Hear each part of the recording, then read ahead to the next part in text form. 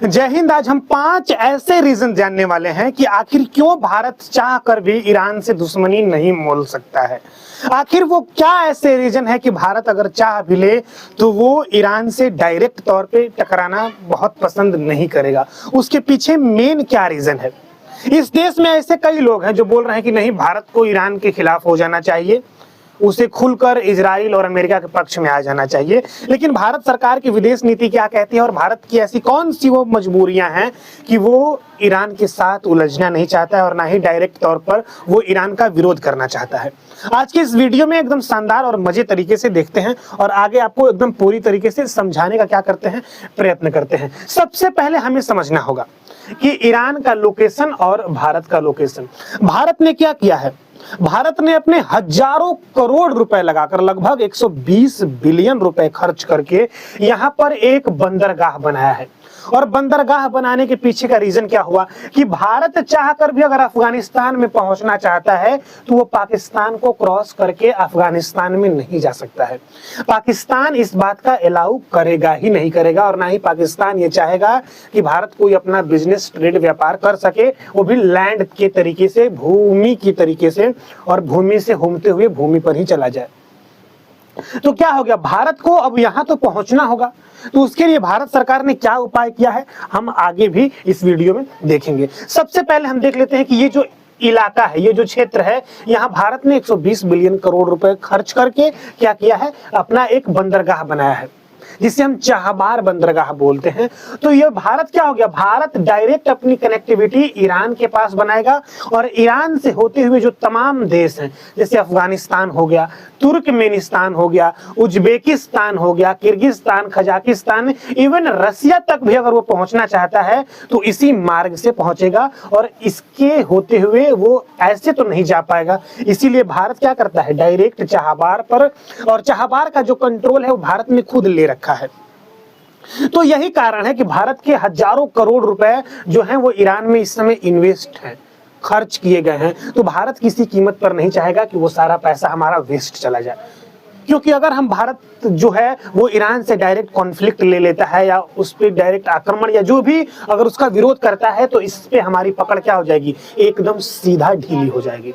यही कारण है कि भारत इतना बड़ा नुकसान नहीं उठाना चाहता है, वो ईरान के सामने फेस टू फेस नहीं आ पा रहा है। और सबसे पहला हमारा और सबसे बड़ा रीजन है वो क्या है, वो इंटरनेशनल नॉर्थ साउथ कॉरिडोर है, ट्रेड कॉरिडोर है, यानी कि बिजनेस कॉरिडोर है। वो क्या है, अब चाहबार बंदरगाह जैसे कि आप सभी देख सकते हैं कि चाहबार बंदरगाह पर भारत तो पहुंच जाएगा, लेकिन भारत क्या करेगा, यहां से भारत कॉरिडोर गलियारा बना रहा है डायरेक्ट रूस मॉस्को तक पहुंचने के लिए। वो क्या कर रहा है कि एक रोड बना रहा है, एक जैसे कि CPEC का आपने नाम सुना होगा कि चाइना पाकिस्तान इकोनॉमिक कॉरिडोर। ये कॉरिडोर एक लंबा सा गली होता है जिसको प्रॉपर विकसित कर दिया जाता है। उसी प्रकार ये भी क्या है, international north south trade corridor है जो भारत क्या कर रहा है, डेवलप कर रहा है और इसमें बहुत ज्यादा खर्च आ रहा है।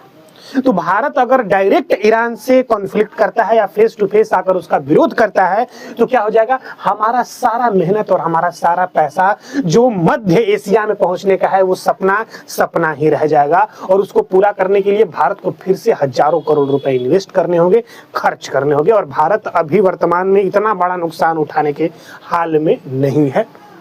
अगला रीजन क्या है, अगला रीजन है हमारा जो एनर्जी है, जो ईंधन है, जो फ्यूल है, चाहे वो LPG हो गया, डीजल, पेट्रोल, केरोसिन, कुछ भी हो गया।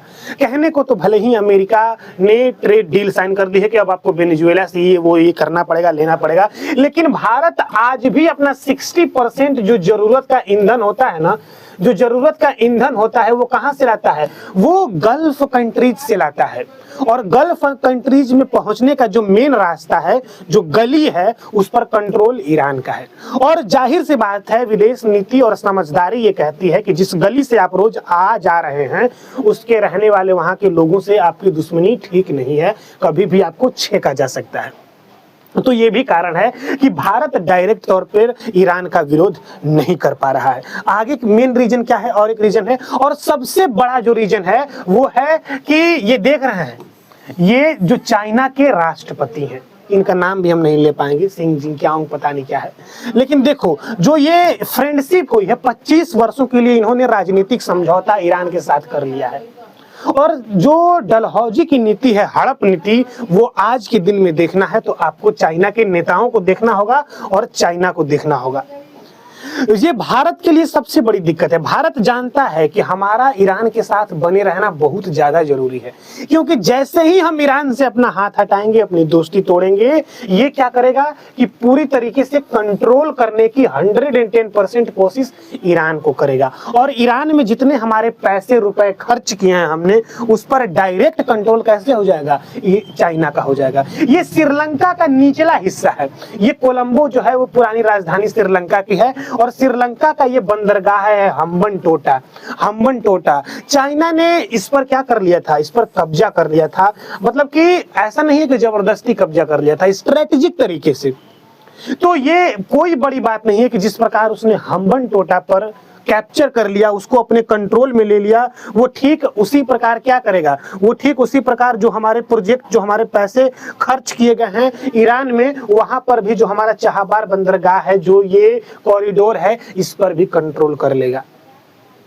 और भारत ये कभी नहीं चाहेगा कि चाइना की शक्ति मिडिल ईस्ट में भी क्या है, मिडिल वेस्ट में भी बहुत ज्यादा बढ़े। यही कारण है कि भारत खुले तौर पर ईरान का विरोध नहीं कर पा रहा है, और विदेश नीति भी यही कहती है कि ईरान जैसे अच्छे, और हम लोग से तो ईरान का डायरेक्टली कोई कॉन्फ्लिक्ट है ही नहीं, तो फिर उसका विरोध करने का, उसके सामने जाकर फेस टू फेस बात करने का कोई मतलब नहीं बनता है। तो यही कारण है कि हमारे देश के प्रधानमंत्री और जो ईरान के डिप्लोमेटिक हैं, जो लोग हैं, वो हमेशा यही चाहते हैं कि भारत का संबंध ईरान से बना रहे। तो ये आज का वीडियो आपको कैसा लगा? मुझे उम्मीद है कि आप थोड़े से ही नहीं, कुछ न कुछ आप जरूर समझ गए होंगे कि भारत की मजबूरियां क्या है। तब तक के लिए थैंक यू सो मच। जय हिंद आप सभी को।